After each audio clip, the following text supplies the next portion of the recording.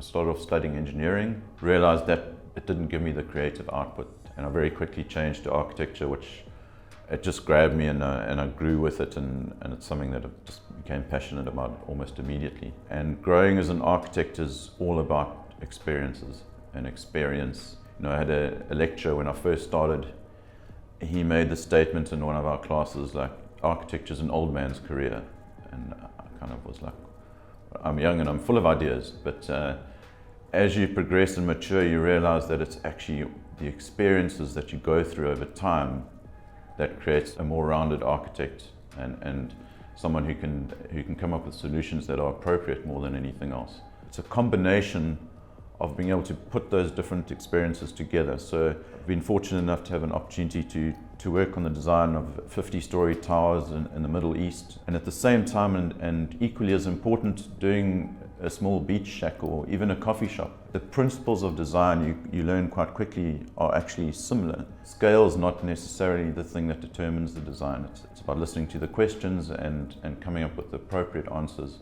First of all, it's about being appropriate to the landscape and the climate. I've always said it's really important for an architect to be able to listen. It's not just listening to the client, it's listening to the environment, it's listening to the landscape, it's listening to the weather conditions, the microclimate, you know, right down to if there's a tree on the site. In Zimbabwe, it's about responding to the beauty that's around you and responding to climate and where we are, more than a kind of set of rules in this particular instance. And I think it's allowed us to create something that's almost an understated jewel that sits on the top of the hill there. So it's being able to live in an easy way, an uncomplicated way. I always feel something's right when it feels uncomplicated. Protecting them from certain weather conditions when they happen, being able to flow inside, outside, take advantage of the climate. No matter what's going on out in terms of the weather, there's always a protection in some way.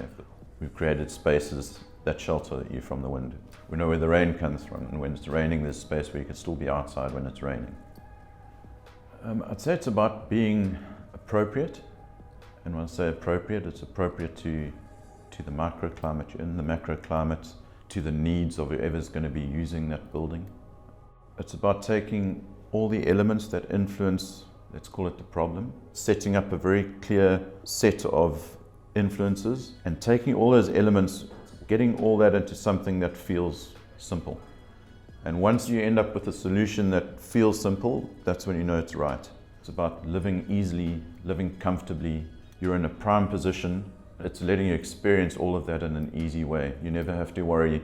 You can flow from one space to another and experience all that it has to offer, all that the site has to offer.